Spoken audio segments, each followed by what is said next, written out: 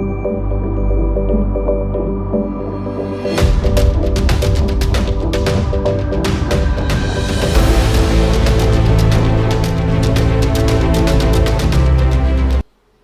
सिंधी जे अॼु जी गॾजाणीअ में तव्हां सभिनी जो स्वागत आहे। अॼु असां पंहिंजे आसपास परिस्थितियुनि खे ॾिसी रहिया आहियूं। स्कूल्स बंदि, कॉलेजिस बंदि, मॉल्स बंदि, विदेशनि मां ईंदड़ फ्लाइट्स ते बि रोक लॻाई वई आहे। ऐं अगरि जेके असांजा यात्री अचनि बि था या जिन खे गवर्नमेंट वठी बि अची रही आहे ॿाहिरां देशनि खां, त उन्हनि खे 15 ॾींहंनि जे लाइ क्वारंटाइन हिकदमि आइसोलेट वार्ड में रखियो थो वञे। जिते माण्हू ॾिसणु ईंदा हुया, भीड़ भाड़ लॻी पई हूंदी, उते 144 जी धारा लॻाए करे केतिरनि ई शहरनि में, भारत देश जे केतिरनि ई शहरनि में 144 धारा लॻाए करे उन्हनि खे उन्हनि जे घर में रहण जी हिदायत थी ॾिनी वञे। जे असांजी भारत सरकार एतिरा सख़्तु क़दम खणी रही आहे त मतिलबु गंभीर परिस्थितियूं आहिनि। त असांजे आसे पासे में जेको कुझु बि थी रहियो आहे हिन वक़्तु, असांखे उन तरफ़ पंहिंजूं अखियूं खोले हलणु खपे। सम्झण जी ॻाल्हि आहे, कुझु तमामु घणी जागरूकता जी ज़रूरत आहे, छो त स्थितीअ खे बद खां बदतर थींदे घणो वक़्तु न लॻंदो, पर उन जो रोकथाम असां सभिनी जे ई हथ में आहे। इहा असां सभिनी खे अॼु ख़बर आहे त कोरोना वायरस ग्लोबली पेंडेमिक घोषित थी चुको आहे। वर्ल्ड हेल्थ ऑर्गेनाइज़ेशन WHO इन्हनि खे ग्लोबली पेंडेमिक घोषित कयो आहे। ग्लोबली पेंडेमिक छा आहे? पेंडेमिक तॾहिं ई घोषित कयो वेंदो आहे जॾहिं की का बीमारी या कोई वायरस, उन जो फैलाव सॼी दुनिया में तमामु घणी तेज़ीअ सां थींदो हुजे। ॿियो वरी उन जे लाइ, उन जे रोकथाम जे लाइ कारगर उपाउ न हुजनि, उन जे लाइ दवाऊं मैसर न हुजनि, ऐं इंसानी शरीर, उन जो इम्यून सिस्टम उन बीमारीअ जे लाइ, उन बीमारीअ जी रोकथाम जे लाइ तयारु न हुजे। यानी पहिरीं त उन जो फैलाव न रोके सघूं था, नथा रोके सघूं। ॿियो त उन जे लाइ काई दवाई कान्हे, ऐं टी त इंसानी शरीर जो इम्यून सिस्टम उन जे लाइ बराबरि हिन वक़्तु तयारु न आहे। हीअ बीमारी पहिरियों दफ़ो इन जे बारे में असां ॿुधी रहिया आहियूं। दिसंबर जी एंड में चाइना जी वुहान डिस्ट्रिक्ट मां कोरोना वायरस अॼु दुनिया जे लॻभॻि 160 देशनि खां बि वधीक देशनि में पहुची चुको आहे। असां अॼु हेॾी स्मार्ट वर्ल्ड में रहूं था, हेतिरी टेक्नोलॉजी एडवांस आहे, त पोइ इन जे रोकथाम जा असां वटि उपाउ छो कान्हनि? इहे ॻाल्हियूं सम्झणु तमामु ज़रूरी आहिनि। ऐं असांखे घर में पंहिंजो पाण खे सोशलाइज़ न करण जे लाइ छो थियूं हिदायतूं ॾींदियूं वञनि? कुझु आंकड़ा सम्झण जी तमामु घणी ज़रूरत आहे। अॼु 22 मार्च ते WHO जे अनुसार सॼी दुनिया में कोरोना वायरस जा 3,16,060 केसिस आहिनि, ऐं उन्हनि मां 13,597 मौत थी चुका आहिनि सॼी दुनिया में। ऐं सिर्फ़ु भारत वर्ष में ई अॼु 340 केसिस डिटेक्ट कया विया आहिनि, ऐं तंहिंमां 7 ॼणा जी मौत थी चुकी आहे। ज़रा बारीकीअ सां परिस्थितीअ खे सम्झूं था। जॾहिं कोरोना वायरस कंहिं इंसानी शरीर जे अंदरि दाख़िल थींदो आहे, ऐं उन मां जॾहिं उन जे बीमारीअ जा लक्षण ॿाहिरि अचणु चालू थींदा आहिनि, त इन विच में 10 खां 15 ॾींहंनि जो पीरियड हूंदो आहे, जंहिंखे इंक्यूबेशन पीरियड चवंदा आहिनि, बीमारीअ जो तव्हांजे शरीर में अंदरि अचण खां। ऐं उन जे लक्षण यानी कि खंघि, बुखार, फ्लू, ज़ुकाम, निमोनिया जहिड़ा लक्षण ॾिसण में 15 ॾींहंनि जी गैप हूंदी आहे। इन्हनि 15 ॾींहंनि में संक्रमित इंसान, इन्फेक्टेड बंदो जेतिरनि बि माण्हुनि जे संपर्क में ईंदो आहे, हो उन्हनि सभिनी खे कोरोना वायरस फैलाए चुको हूंदो आहे, जंहिंजी की बीमारी COVID-19 थी। हुननि खे लक्षण 15 ॾींहंनि खां पोइ ईंदा आहिनि।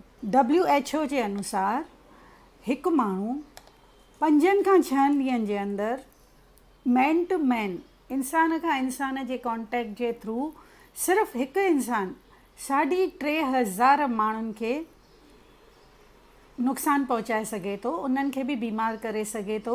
According to an initial WHO report, an infected person appears to spread it to an average of 2.6 people.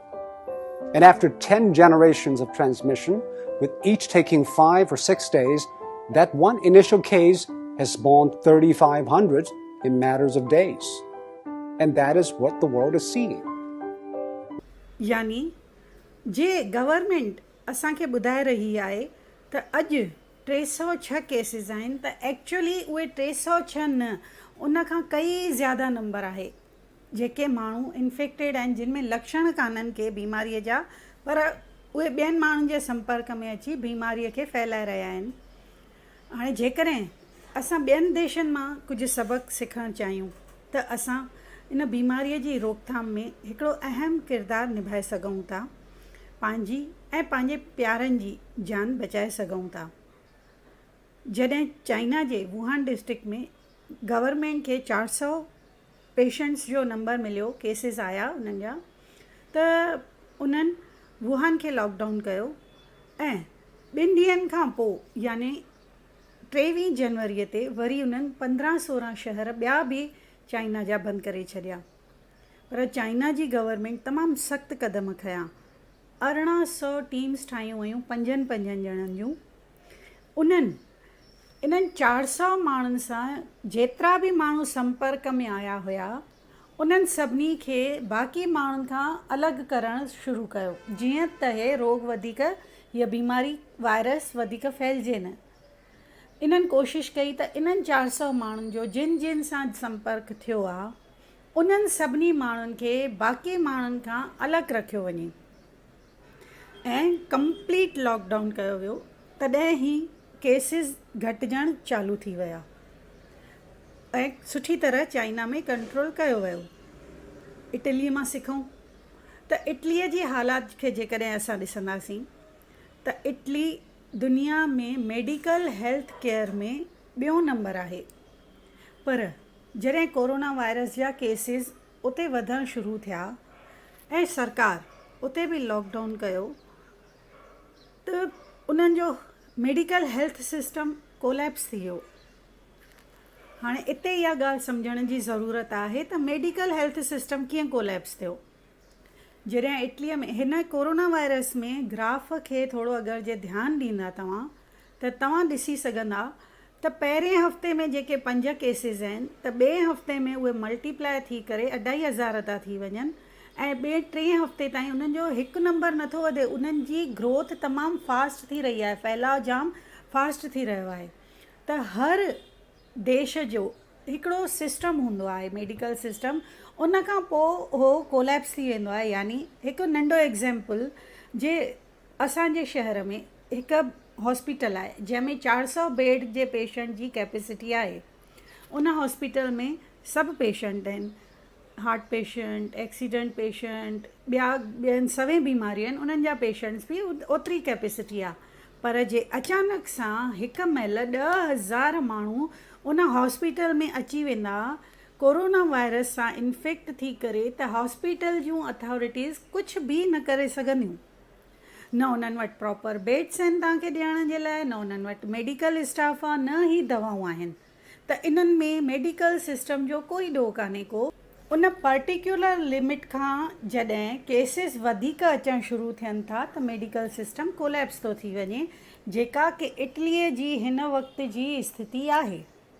उते हॉस्पिटल्स हिकदमि फुल आहिनि, उन्हनि जा कॉरिडोर्स फुल आहिनि. हिन वक़्तु डॉक्टरनि जी स्थिति इहा आहे जो उन्हनि खे फ़ैसिलो करणो थो पवे त उहो कंहिंखे बचाइनि ऐं कंहिंखे हॉस्पिटल में एडमिट न कनि. हिन वक़्तु सिर्फ़ु 10% माण्हुनि खे हॉस्पिटल में खयों थो वञे, तंहिंमां 5% माण्हू ICU में रखिया था वञनि ऐं 2.5% जेतिरो आंकड़ो ई वेंटिलेटर्स ते ICU में, जिन खे की हिकदमि स्पेशल केयर जी ज़रूरत आहे, उहा थी ॾिनी वञे. इटलीअ में हालात इहे आहिनि त जेके बुज़ुर्ग आहिनि, जिन वटि थोरा ई ॾींहं आहिनि, उन्हनि खे इलाज जे लाइ हॉस्पिटल में एडमिट कयो ई नथो वञे. ऐं जेके नौजवान आहिनि, जिन खे बचाए सघिजे थो उन्हनि जे मथां गवर्नमेंट ध्यानु ॾेई रही। Your health system, no matter how good, how efficient, how modern it is, sooner or later will collapse because the number of patients is too high for the resources we have. त असां इन्हनि परिस्थितियुनि खे रोके सघूं था। तमामु आसान आहे, कुझु ॾुखियो कान्हे। सिर्फ़ु 10 खां 15 ॾींहंनि ताईं पंहिंजो विल पावर स्ट्रॉन्ग करिणो आहे, पंहिंजो पाण में जागरूकता आणणी आहे, सोशलाइज़ थियणु हिकदमि अॼु खां हिन वक़्त खां बंदि करिणो आहे। जंहिं जंहिं शहर में कोरोना वायरस पंहिंजा पेर फैलाया आहिनि उन्हनि जे ग्राफ ते अगरि असां ध्यानु ॾियूं त सभिनी हंधि उहो उनजो फैलाव तमामु घणी तेज़ीअ सां आहे। असां हाणे इहो ॾिसणु सम्झण जी कोशिशि कंदासीं त जंहिं जंहिं देश में कोरोना वायरस पंहिंजा पेर पसारिया आहिनि उतां जो ग्राफ हिकदमि साॻियो ई आहे। पोइ उहो कहिड़ो बि देश छो न हुजे, भले पोइ उहो अमेरिका हुजे, स्पेन हुजे, ईरान हुजे, फ्रांस हुजे, इटली हुजे या जर्मनी हुजे ऐं हाणे भारत। केसिस तमामु जल्दी मल्टीप्लाए थी करे वञनि था। असां सभिनी खे मिली करे इहो करिणो आहे त असांजे भारत देश में इहो कर्व मथे न वञे। असांखे इन खे हेठि ई रोकणो आहे। इन में असांजी इहा ज़िमेदारी आहे त असां ॿियनि सां गॾिजणु बंदि कयूं, बिना कम जे घर खां ॿाहिरि निकिरणु बंदि कयूं ऐं हर वक़्तु हर ॻाल्हि जी जीअं ज़िमेदारी नौजवाननि ते वधीक हूंदी आहे, हाणे बि नौजवाननि ते वधीक ज़िमेदारी आहे। छो त नौजवान जॾहिं संक्रमित थियनि था त हो भले पाण उन बीमारीअ सां ग्रस्त घटि था थियनि।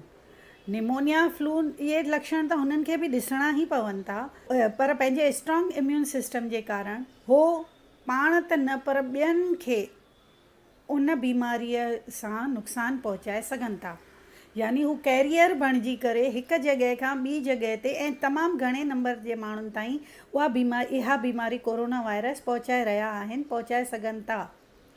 त जेकॾहिं जंहिंजो असरु नंढनि ॿारनि ऐं बुज़ुर्गनि ते वधीक असांखे ॾिसण में ईंदो आहे ऐं जेके कि पहिरीं ई मेडिकल ट्रीटमेंट जे अंडर आहिनि, पोइ भले हाई बीपी हुजे, शुगर हुजे, आर्थराइटिस हुजे, थायराइड हुजे, जिन जूं दवाऊं असां वठी रहिया आहियूं। त नौजवान कोशिशि करे घर खां ॿाहिरि घटि निकिरनि। असांखे वीडियोज़ जे द्वारा, व्हाट्सएप जे द्वारा, टीवीअ ते चङियूं ई हिदायतूं सरकार जे तरफ़ां मिली रहियूं आहिनि। सरकार त पंहिंजो कमु करे रही आहे, पर हिन वक़्तु सरकार खां वधीक असांजी पंहिंजी ज़िमेदारी आहे त इन महामारीअ खे असां रोकियूं, पंहिंजे घर न अचणु ॾियूं। जॾहिं बाहि लॻंदी आहे त असां सभु घर छॾे ॿाहिरि वेंदा आहियूं, पर हिन वक़्तु ॿाहिरि लॻल आहे त असांखे बचाव करण जे लाइ पंहिंजे घर जे अंदरि ई रहणो आहे।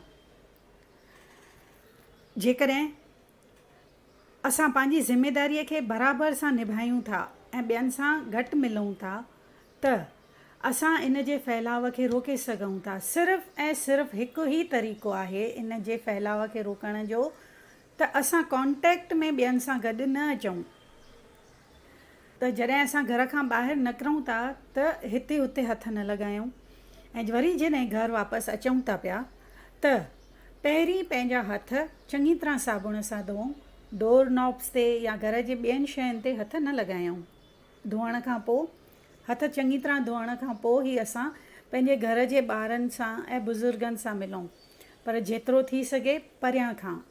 न उन्हनि खे भाकुर पाइणा आहिनि, न उन्हनि खे वधीक पंहिंजे क़रीब खणी अचिणो आहे, छो त उन्हनि जो इम्यून सिस्टम इन बीमारीअ सां लड़ण जे लाइ तयारु न आहे। दोस्तो, गवर्नमेंट त हिकु सिस्टम आहे, देश त तव्हांजो ऐं मुंहिंजो आहे।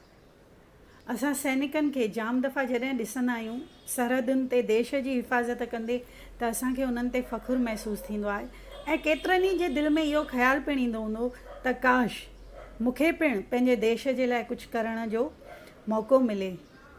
त हा, अॼु असांखे उहो मौक़ो मिलियो आहे। जेको इहो ग्राफ आहे उहो मथे न वञे, इन जे लाइ पूरी कोशिशि कयो। जे खीर जूं थेलियूं या खीर जूं बॉटल्स ॿाहिरां अचनि थियूं त उन्हनि खे बि पहिरीं डिटर्जेंट सां साफ़ु करे पोइ इस्तेमालु कयो। कोरियर वारनि खे त थोड़नि ॾींहंनि जे लाइ छुटी ई ॾेई छॾियो। पार्सल टेक अवे पार्सल्स ते बि जेकॾहिं तव्हां कंट्रोल करे सघो था त तमामु सुठो। हिन वक़्त खे अचो त गॾिजी करे यादगार पलनि में बदिलायूं, न कि इन्हनि खे अहिड़ी तरह स्थितियूं पैदा कयूं जो असांखे इन्हनि पलनि जो दुख थिए। केतिरनि दफ़ा न असां रिसोर्ट्स में वञी करे पंहिंजनि घर परिवार वारनि सां कोशिशि कंदा आहियूं त टाइम मिले, अहिड़ी जॻह ते हलूं जो फ़ोन ई न हलनि, असां पाण में ई वेठा हुजूं, पाण जूं हिक ॿिए सां ॻाल्हियूं कयूं, हिक ॿिए सां रांदियूं कयूं ऐं हिक ॿिए खे विंदरायूं।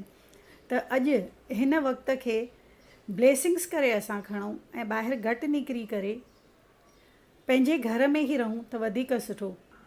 जे तव्हां पंहिंजे आसे पासे नज़र फेराए करे ॾिसंदा त इटली जेको ॿियो नंबर मेडिकल हेल्थ केयर में आहे ऐं असांजो भारत 112 नंबर ते आहे, त छा असां वटि ओतिरियूं सुविधाऊं आहिनि? जे इटलीअ जो मेडिकल सिस्टम कोलैप्स थी वियो त असांखे यकमुश्त थी परिस्थितियुनि जी गंभीरता खे सम्झी करे इन बीमारीअ खे फैलाइण खां रोकणो आहे।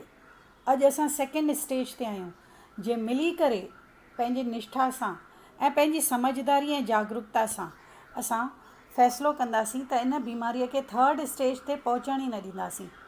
WHO जे अनुसार अॼु भारत अञा ॿिएं पायदान ते आहे, सेकेंड स्टेज ते आहे।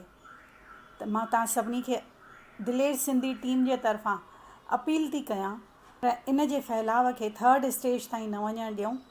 इहा अॼु असांजी ज़िम्मेदारी आहे।